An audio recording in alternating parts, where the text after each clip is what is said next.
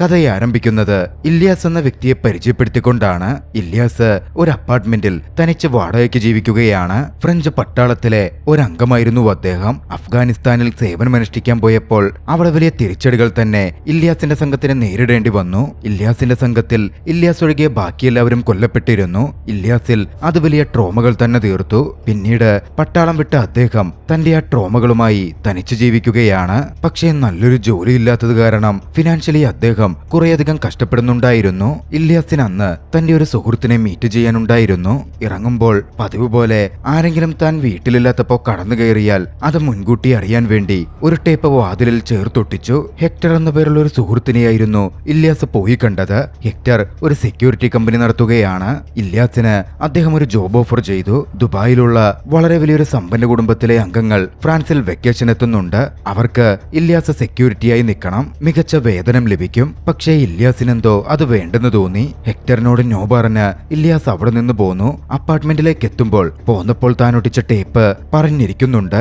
ആരും അപ്പാർട്ട്മെന്റിൽ അതിക്രമിച്ചു കയറിയിട്ടുണ്ട് എന്ന കാര്യം വ്യക്തമാണ്. ഒരു ഏറ്റുമുട്ടലിന് തയ്യാറെടുത്തുകൊണ്ടായിരുന്നു പൂർണ്ണ ശ്രദ്ധയോടെ ഇല്യാസ് അപ്പാർട്ട്മെന്റിനകത്തേക്ക് കയറിയത്. പക്ഷേ അകത്തെത്തിയപ്പോഴോ അപകടങ്ങളൊന്നും അവിടെയില്ല. മറിച്ച് വാതിൽ തുറന്നകത്ത് കയറിയിരിക്കുന്നത് ഇല്യാസിന്റെ ഹൗസ് ഓണറാണ്. കുറെ നാളുകളായി വാടക മുടങ്ങിക്കിടക്കുകയായിരുന്നു. അതിനെപ്പറ്റി അന്വേഷിക്കാനായി വീട്ടിലേക്ക് എത്തിച്ചേർന്നതാണ് അദ്ദേഹം. തന്റെ കയ്യിൽ ഇപ്പോൾ വാടക പണമില്ലെന്നും വളരെ പെട്ടെന്ന് തന്നെ തന്നേക്കാം എന്ന മട്ടിൽ ഇല്യാസ് അദ്ദേഹത്തോട് പറഞ്ഞു. അദ്ദേഹം മടങ്ങിപ്പോന്നു. പെട്ടെന്നൊരു ജോലി കണ്ടെത്തൽ ഇല്യാസിനത്ര എളുപ്പമായിരുന്നില്ല. അതോടെ ഹെക്ടറെ കണ്ട് ഹെക്ടർ പറഞ്ഞ ജോലി സ്വീകരിക്കാൻ ഇല്യാസ് തീരുമാനിച്ചു. പിന്നാലെ ഹെക്ടറിനടുത്തെത്തി ഇല്യാസ് കാര്യം പറഞ്ഞു. ഇല്യാസിനെ വേഗം ഡ്യൂട്ടിക്കെടുത്ത ഹെക്ടർ എന്തുണ്ടെങ്കിലും പെട്ടെന്ന് വിവരം വിളിച്ചറിയിക്കാൻ വേണ്ടി ഒരു സ്പെഷ്യൽ ഫോണും മറ്റ് ഡീറ്റെയിൽസും ഇല്യാസിന് കൊടുത്തു. ഇല്യാസ് അങ്ങനെ താൻ പ്രൊട്ടക്ട് ചെയ്യേണ്ടുന്ന സമ്പന്ന കുടുംബത്തിലെ അംഗങ്ങൾ താമസിക്കുന്ന ആ ഒരു പാലസിലേക്ക് എത്തിച്ചേരുകയാണ്. ആ ദുബായ് ഫാമിലി അവിടെ വെക്കേഷൻ എത്തിച്ചേർന്നതാണ് എന്നായിരുന്നു ഇല്യാസിനോട് പറഞ്ഞിരുന്നത്. ഇല്യാസ് അങ്ങനെ തന്റെ ജോലി ഏറ്റെടുത്തു. ദുബായ് ഫാമിലിയെ പ്രൊട്ടക്ട് ചെയ്യാൻ മറ്റ് സുരക്ഷാ ഗാർഡുകളും അവിടെ ഉണ്ടായിരുന്നു. അവരുടെ കൂട്ടത്തിൽ ഒരാളായി ഇല്യാസ് നിന്നു. ആ ഫാമിലിയിലെ മെമ്പറും അവിടുള്ളവരുടെ സുരക്ഷാ ചുമതലയുള്ളവനുമായ ജമാലായിരുന്നു കാര്യങ്ങളൊക്കെ തീരുമാനിച്ചിരുന്നത്. ജമാൽ കാര്യങ്ങൾ ഇല്യാസിന് വിശദീകരിച്ചു കൊടുത്തു. കൂട്ടത്തിൽ ഏറ്റവും കൂടുതൽ സുരക്ഷിതയാക്കേണ്ടത് ജമാലിന്റെ സഹോദരി അമീനിയെയും മകൾ നൂറിനെയുമാണ് എന്ന കാര്യം ഇല്യാസിന് പ്രത്യേകം ജമാൽ നിർദ്ദേശിച്ചു. ഇല്യാസിനായിരുന്നു പ്രത്യേകം അതിന്റെ പ്രൊട്ടക്ഷൻ ജമാൽ കൈമാറിയത്. വൈകാതെ അങ്ങോട്ടേക്ക് വന്ന അമീനയെയും മകൾ നൂറിനെയും ഇല്യാസ് നോക്കിക്കാണുന്നുണ്ട്. നൂറാകട്ടെ ഒട്ടും മനസ്സരണയില്ലാത്ത കുസൃതി നിറഞ്ഞ ഒരു പെൺകുട്ടിയായിരുന്നു. തന്നെ സംരക്ഷിക്കാനുള്ള ഗാർഡുകളെ അത്രയൊന്നും താല്പര്യമില്ലാതായിരുന്നു നൂറ് നോക്കിക്കണ്ടിരുന്നത്. അമീന എല്ലാവരും ഓയിൽ ബോസ് എന്ന് വിളിക്കുന്ന ഏറെ സമ്പന്നനായ ഒരു ഓയിൽ ടൈക്കൂണിന്റെ 6ാമത്തെ ഭാര്യയായിരുന്നു. അമീനയെ അയാൾ വിവാഹം കഴിക്കുമ്പോഴേ അമീനയ്ക്ക് നൂറെന്ന മകളുണ്ട്. ബ്രീഫിംഗ് ഒക്കെ കഴിഞ്ഞതും ഇല്യാസിന് താമസിക്കാനുള്ള ഡോർമെട്രി കാണിച്ചു കൊടുക്കപ്പെട്ടു. വൈകാതെ തയ്യാറായി ഇല്യാസ് ഡ്യൂട്ടിക്കും ഇറങ്ങി. ആദ്യഘട്ടത്തിൽ ഇല്യാസിന് കൊടുത്ത ഡ്യൂട്ടി പൂളിൽ സ്വിം ചെയ്തുകൊണ്ടിരിക്കുന്ന അമീനയ്ക്കും അവിടെ ചുറ്റിത്തിരിഞ്ഞ് സൈക്കിൾ ചവിട്ടിക്കൊണ്ടിരിക്കുന്ന നൂറിനും പ്രൊട്ടക്ഷൻ കൊടുത്ത് അവരെ നിരീക്ഷിച്ചുകൊണ്ടിരിക്കുക എന്നതായിരുന്നു. കൃത്യമായ സെക്യൂരിറ്റി ഓർഡേഴ്സ് നൂറിനും അമീനയ്ക്കും ഉണ്ടായിരുന്നു. അമീന അതൊക്കെ പാലിക്കുമ്പോൾ കുസൃതി നിറഞ്ഞ നൂറാകട്ടെ അതൊന്നും മൈൻഡ് ചെയ്യുന്നുണ്ടായിരുന്നില്ല. അതുകൊണ്ട് വളരെ കൃത്യമായി ഇല്യാസിന് ഇരുവരെയും മാറി മാറി നിരീക്ഷിക്കേണ്ടി വന്നു. അന്ന് അതൊക്കെ കഴിഞ്ഞ് ഭക്ഷണ സമയമായപ്പോൾ ഇല്യാസ് അവർക്ക് കാവൽ നിൽക്കുകയാണ്.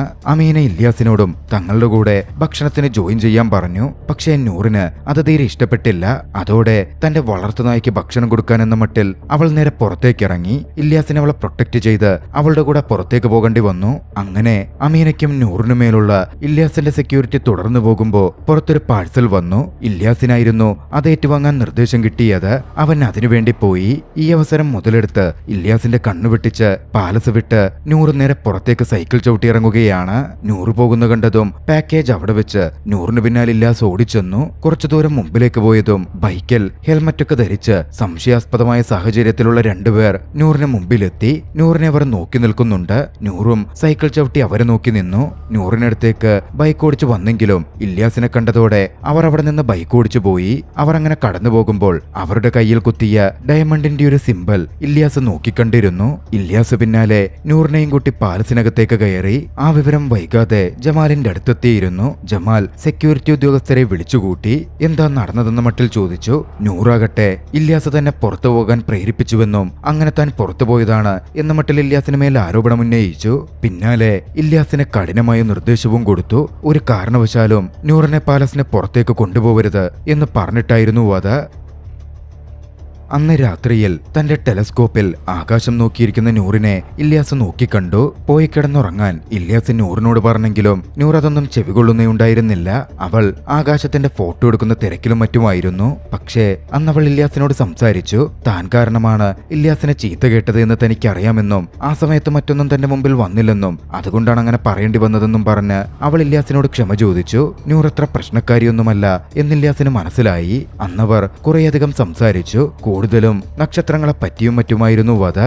അവർക്കിടയിൽ ചെറുതായെങ്കിലും ഒരു അടുപ്പം രൂപപ്പെടുന്നുണ്ടായിരുന്നു. അടുത്ത ദിവസം വീട്ടിൽ ജമാലും അമീനയും തമ്മിൽ ഒരു വാക്കുതർക്കം തന്നെ നടക്കുന്നുണ്ടായിരുന്നു. അമീനയ്ക്ക് നൂറുമായി പുറത്ത് ഷോപ്പിങ്ങിന് പോണം, പക്ഷെ അത് അപകടമാണ് എന്നാണ് ജമാൽ പറയുന്നത്.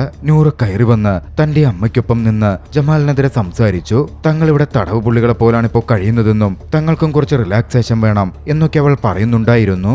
നീണ്ട സംവാദത്തിനൊടുവിൽ അവരെ പുറത്തുവിടാൻ ജമാൽ സമ്മതിച്ചു. പക്ഷേ കൂട്ടത്തിലൊരു നിർദ്ദേശവും വന്നു. അവരുടെ കൂട്ടത്തിൽ എപ്പോഴും ഇല്യാസ് അവരുടെ ഗാർഡായിട്ടുണ്ടാകും. ഇല്യാസിന് ജമാൽ പിന്നാലെ വേണ്ട നിർദ്ദേശങ്ങൾ കൊടുത്തു. അമീനയും നൂറും തയ്യാറായി വരാൻ വേണ്ടി കാറിൽ കയറി ഇല്യാസ് കാത്തിരിക്കാൻ ആരംഭിച്ചു.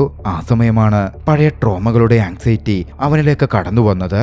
മരുന്ന് കഴിച്ച് അവൻ കുറച്ച് ആശ്വാസത്തിലെത്തി. അപ്പോഴായിരുന്നു അവിടുത്തെ സെക്യൂരിറ്റി ഓഫീസർ ഇല്യാസിന്റെ അടുത്തെത്തിയത്. ആങ്സൈറ്റിയിലായിരുന്ന ഇല്യാസ് പെട്ടെന്ന് തോക്കെടുത്ത് അയാൾക്ക് നേരെ ചൂണ്ടി. അത് സെക്യൂരിറ്റി ഓഫീസറാണ് എന്ന് മനസ്സിലാക്കാതെയായിരുന്നു അത്. പിന്നാലെ കൃത്യമായി ബോധം തെളിഞ്ഞതും അവൻ തോക്കുമാറ്റി. സെക്യൂരിറ്റി ഓഫീസർ ഇല്യാസിനോട് പറഞ്ഞു, തലേന്നത്തെ സംഭവത്തിന്റെ നൂറ് പുറത്തുപോയതിന്റെ CCTV ദൃശ്യങ്ങൾ ഞങ്ങൾ പരിശോധിച്ചിരുന്നു. സംശയാസ്പദമായ സാഹചര്യത്തിൽ ആ രണ്ടുപേരെ കണ്ടിട്ടും ഇല്യാസ് അവരെ പിടികൂടാതിരുന്നത് ഇല്യാസിന് മേൽ ഒരു സംശയമുളവാക്കുന്ന കാരണമായിട്ടുണ്ട്. അതുകൊണ്ട് കൂടുതൽ ജാഗ്രതയോടെ വേണം നിൽക്കാൻ. ഇല്യാസിന് വാണിംഗ് കൊടുത്ത് അദ്ദേഹം അവിടെ നിന്ന് പോയി. വൈകാതെ അമീനയും നൂറുമായി ഇല്യാസ് ടൗണിലേക്ക് യാത്ര തിരിച്ചു. പുറത്തിറങ്ങിയതും കിട്ടിയ സ്വാതന്ത്ര്യത്തിൽ നൂർ ഒരുപാട് സന്തോഷിക്കുന്നുണ്ടായിരുന്നു. ഷോപ്പിങ്ങിനും മറ്റും ഇല്യാസ് അവരുടെ കൂടെ തന്നെ നിന്നു. അങ്ങനെ ഒരിടത്ത് ഷോപ്പിംഗ് കഴിഞ്ഞ് കയറുമ്പോൾ അവിടെ സംശയാസ്പദമായ സാഹചര്യത്തിൽ ബൈക്കിൽ നിൽക്കുന്ന രണ്ടുപേരെ ഇല്യാസ് കണ്ടു. തലേന്ന് പാലസിന് മുമ്പിലെത്തിയ ഡയമണ്ട് ചിഹ്നം കയ്യിൽ പച്ചകുത്തിയവർ തന്നെ. സുരക്ഷാ ഭീഷണി ഇല്യാസിന്റെ മനസ്സിലുയർന്നു. ഇല്യാസ് വേഗം അവരുമായി വണ്ടിയെടുത്ത് പാഞ്ഞു പോകാൻ ആരംഭിച്ചു. ബൈക്കിലെത്തിയവർ അവരെ പിന്തുടരുന്നുണ്ടായിരുന്നു. പിന്നെ നടന്നത് വലിയൊരു ചേസിംഗ് ആയിരുന്നു. അമീനയെയും നൂറിനെയും പ്രൊട്ടക്ട് ചെയ്യാൻ ഇല്യാസ് വേഗത്തിൽ കാർ ഓടിച്ചു. ഇതിനിടയിൽ ഭയന്ന അമീന പറയുന്നുണ്ടായിരുന്നു, അയാൾ നമ്മളെ കണ്ടെത്തിയെന്ന് തോന്നുന്നു. മികച്ച രീതിയിൽ ഡ്രൈവ് ചെയ്ത ഇല്യാസ് സുരക്ഷിതമായി അവരെ പാലസിലേക്ക് എത്തിച്ചു. അവിടെ എത്തിയതും അവരോട് വേഗം റൂമിലേക്ക് പോകാനും സുരക്ഷയ്ക്കായി അവിടെ നിന്നും പുറത്തേക്ക് ഇറങ്ങാതിരിക്കാനും ഇല്യാസ് ആവശ്യപ്പെട്ടു. ഇല്യാസും പിന്നാലെ അവരുടെ കൂടെ ഗാർഡായി ചെന്നിരുന്നു. എന്താ ശരിക്കും നടക്കുന്നത്? നിങ്ങളിവിടെ വെക്കേഷന് വന്നതല്ല എന്നെനിക്ക് മനസ്സിലായി. എന്താ കാര്യമെന്ന് പറ എന്ന മട്ടിൽ ഇല്യാസ് അവരോട് ചോദിച്ചു. അപ്പോഴാണ് അമീന കാര്യങ്ങൾ വ്യക്തമാക്കുന്നത്. ഓയിൽ ബോസിന്റെ ഭാര്യയാണ് അമീന എന്ന കാര്യം പറഞ്ഞല്ലോ. ഓയിൽ ബോസ് നൂറിന്റെ സ്റ്റെപ്പ് ഫാദർ ആയിരുന്നു. നൂറ് വളർന്നു കഴിഞ്ഞപ്പോൾ സ്റ്റെപ്പ് ഫാദർ തന്റെ പാർട്ട്ണറായ വൃദ്ധനായ ഒരു വ്യക്തിക്ക് നൂറിനെ വിവാഹം ചെയ്തു കൊടുക്കാൻ വേണ്ടി ശ്രമിച്ചു. അതിൽ നിന്നും മകളെ രക്ഷപ്പെടുത്താൻ വേണ്ടി സഹോദരന്റെ സഹായത്തോടെ അമീന ഫ്രാൻസിലേക്ക് രക്ഷപ്പെടുകയായിരുന്നു. അതോടെ ഇല്യാസിന് കാര്യങ്ങൾ കൂടുതൽ വ്യക്തമായി. മോട്ടോർ സൈക്കിളിൽ അവരെ പിന്തുടർന്നത് ഓയിൽ ബോസ് അയച്ച ആളുകളാകും. ഓയിൽ ബോസ് ഏതെങ്കിലും പ്രൈവറ്റ് ഏജൻസിന് നൂറിനെയും അമീനയെയും തിരികെ എത്തിക്കാൻ വേണ്ടി കൊട്ടേഷൻ കൊടുത്തിരിക്കണം. എന്താണ് ശരിക്കും നടക്കുന്നത് എന്ന് കൃത്യമായി അറിയാൻ ജമാലിനെ ചോദ്യം ചെയ്യാൻ വേണ്ടി ഇല്യാസ് താഴത്തേക്ക് ചെന്നു. ജമാലിനെ തോക്കിൻ മുനയിലാക്കി വിരട്ടുകയായിരുന്നു ഇല്യാസിന്റെ ലക്ഷ്യം. പക്ഷേ പെട്ടെന്നായിരുന്നു അത് സംഭവിച്ചത്. ദൂരെ നിന്ന് ഒരു സ്നൈപ്പർ ഷോട്ട് ജമാലിന്റെ ജീവൻ എടുത്തു. എന്തിനേറെ പറയുന്നു, വില്ലയിലുള്ള ഓരോ പണിക്കാരും കൊല്ലപ്പെട്ട് വീഴാൻ ആരംഭിച്ചു. സ്നൈപ്പർ ഷോട്ടിലൂടെയായിരുന്നു അവർ മരണപ്പെട്ടുകൊണ്ടിരുന്നത്. ഓയിൽ ബോസിന്റെ ആളുകൾ ആ പാലസ് ചുറ്റിവളഞ്ഞു കഴിഞ്ഞിരുന്നു. അങ്ങോട്ടേക്ക് സംഘാംഗങ്ങൾ കടന്നു കയറാൻ ആരംഭിച്ചു. ഇതിനിടയിൽ അവരുടെ വളർത്തുനായ വന്ന് അതിക്രമിച്ച് കടക്കാൻ ശ്രമിക്കുന്ന ശത്രുക്കളുടെ സംഘാംഗങ്ങളിൽ ഒരാളെ ആക്രമിക്കുന്നുണ്ടായിരുന്നു. പിന്നെ അവിടെ നടന്നത് സുരക്ഷാ ഉദ്യോഗസ്ഥരും അങ്ങോട്ടേക്ക് കടന്നു കയറിയവരും തമ്മിലുള്ള ഏറ്റുമുട്ടലായിരുന്നു. സുരക്ഷാ ഉദ്യോഗസ്ഥരൊക്കെ കൊല്ലപ്പെട്ടു. ഇല്യാസ് ആകട്ടെ തന്റെ മികച്ച കഴിവുകൊണ്ട് കടന്നു കയറിയ അക്രമകാരികളോട് മികച്ച രീതിയിൽ ഏറ്റുമുട്ടൽ നടത്താൻ ആരംഭിച്ചു.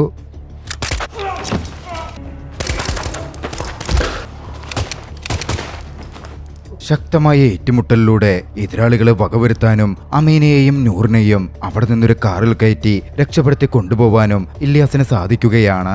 പക്ഷേ പോകുന്ന വഴിയിൽ ഒരു കറുത്ത കാർ അവരെ ചേസ് ചെയ്യുന്നുണ്ടായിരുന്നു. വളരെ വലിയ ചേസിംഗ് തന്നെ നടന്നു.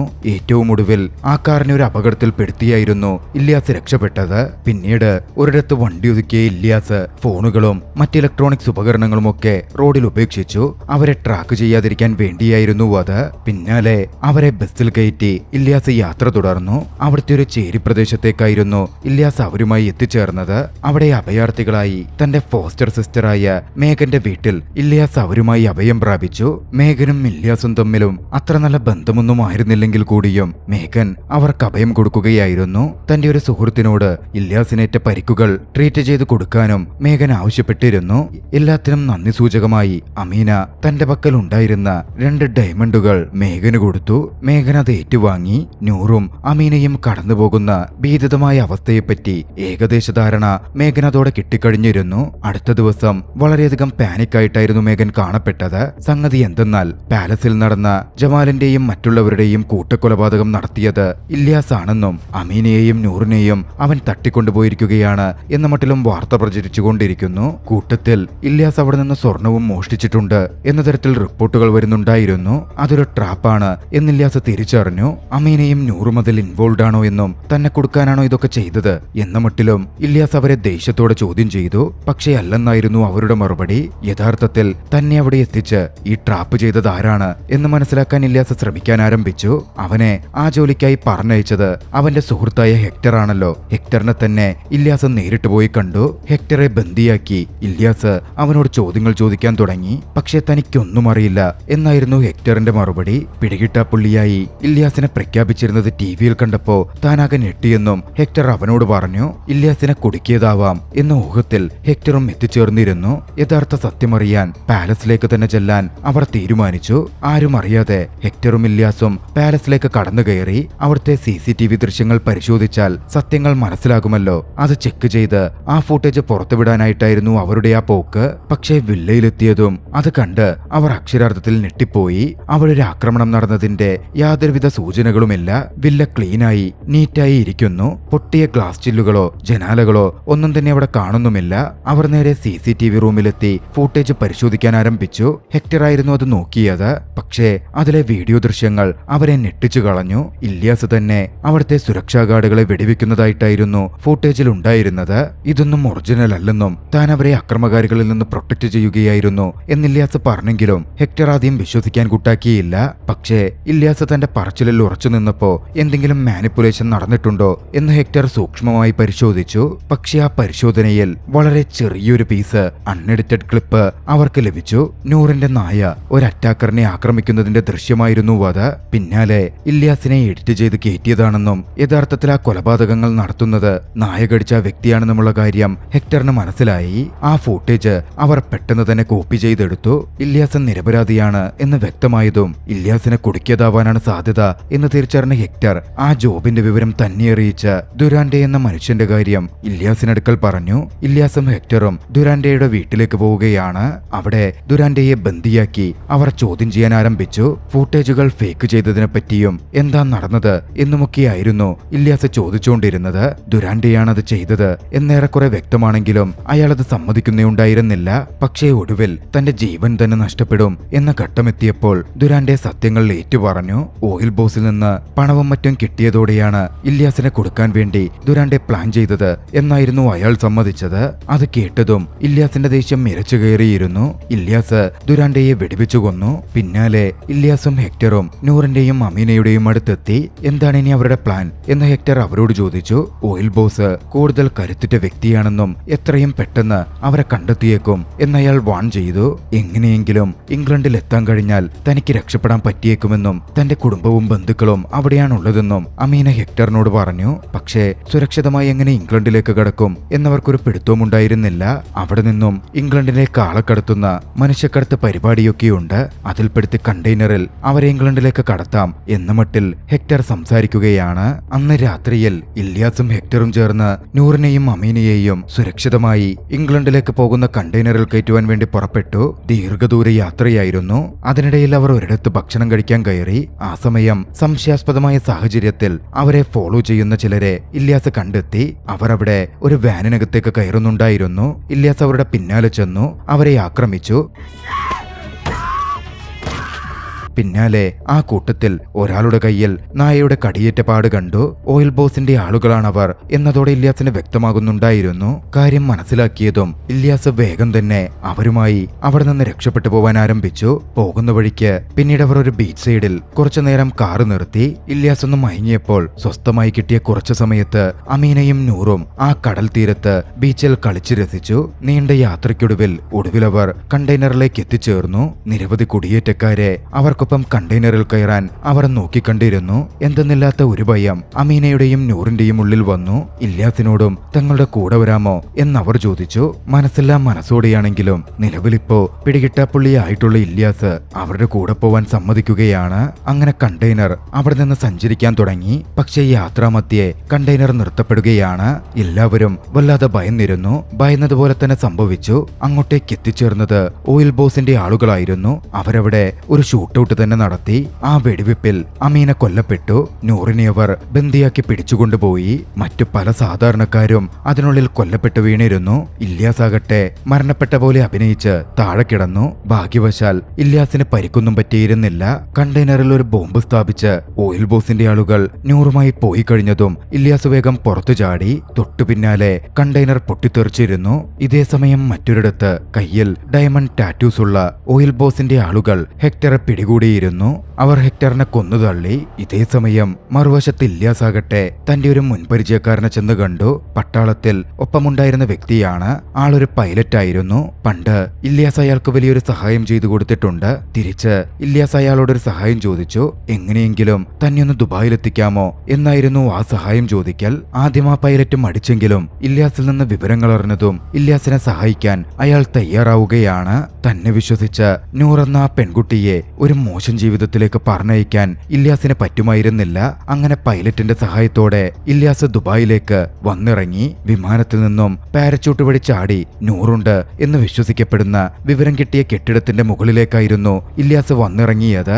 ഓയിൽ ബോസിന്റെ കെട്ടിടമായിരുന്നു അത്. അവിടെ നിരവധി ഗാർഡുകൾ ഉണ്ടായിരുന്നു. അകത്തേക്ക് കടന്ന ഇല്യാസ് അവരെ ഓരോരുത്തരെയായി എതിരിട്ടു. ആക്സസ് കാർഡ് കരസ്ഥമാക്കി അയാൾ മുമ്പോട്ടേക്ക് നീങ്ങി. ഒടുവിൽ നൂറിന്റെ അടുത്തെത്തി. ഇല്യാസ് പിന്നാലെ നൂറിനെ രക്ഷപ്പെടുത്തി കൊണ്ടുപോവാൻ ആരംഭിച്ചു. പക്ഷേ അപ്പോഴേക്കും ഇല്യാസ് കടന്നു കയറിയ വിവരമറിഞ്ഞ് കെട്ടിടത്തിൽ അലാം മുഴങ്ങിയിരുന്നു.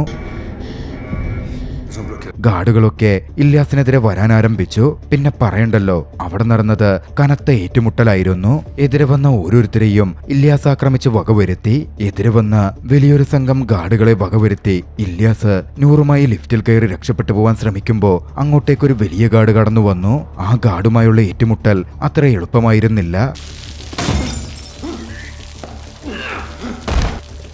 ഒരു ഘട്ടത്തിൽ ഇല്യാസ് പരാജയപ്പെടും എന്ന അവസ്ഥ പോലും വന്നു. ഭയന്നിരുന്ന നൂറാകട്ടെ ധൈര്യം സംഭരിച്ച് ഒരു കത്തിയെടുത്ത് അയാളെ കുത്തി. അതോടെ അയാൾ നൂറിനെതിരെ തിരിഞ്ഞു. കിട്ടിയ അവസരം മുതലെടുത്ത് ഇല്യാസ് ആ ഗാർഡിനെ അങ്ങ് വകവരുത്തി കളഞ്ഞു. കെട്ടിടത്തിലെ എല്ലാ പബ്ലിക് എലവേറ്റേഴ്സും ഷട്ട് ഡൗൺ ആയി കഴിഞ്ഞിരുന്നു. നൂറ് തന്നെ ഇല്യാസിന് കെട്ടിടത്തിലുള്ള ഒരു രഹസ്യ എലവേറ്ററിലേക്ക് വഴികാട്ടി. ഓയിൽ ബോസിന്റെ പ്രൈവറ്റ് സ്യൂട്ട് വഴിയായിരുന്നു അതിലേക്കുള്ള വഴിയുണ്ടായിരുന്നത്.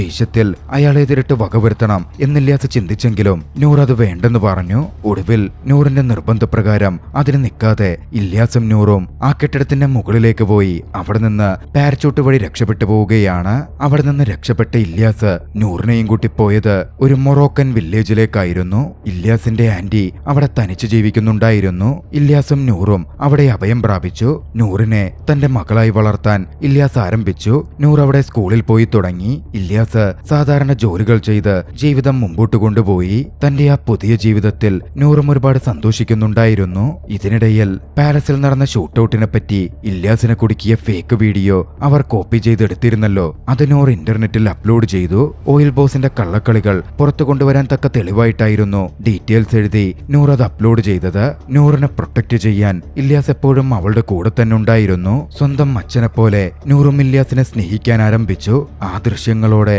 ചലച്ചിത്രം അവസാനിക്കുകയാണ്. രസകരമായ ഈ ഒരു ചലച്ചിത്രം നിങ്ങൾക്കിഷ്ടമായെങ്കിൽ വീഡിയോ ലൈക്ക് ചെയ്യുക, അഭിപ്രായങ്ങളും നിർദ്ദേശങ്ങളും കമന്റുകളിൽ രേഖപ്പെടുത്തുക. കഴിയുമെങ്കിൽ ചാനൽ സബ്സ്ക്രൈബ് ചെയ്തും കൂട്ടുകാർക്ക് ഷെയർ ചെയ്തു കൊടുത്തും ഞങ്ങളെ സപ്പോർട്ട് ചെയ്യുക. അടുത്ത എപ്പിസോഡിൽ മറ്റൊരു മികച്ച ചലച്ചിത്രവുമായി നമുക്ക് കണ്ടുമുട്ടാം. അതുവരെ ബൈ.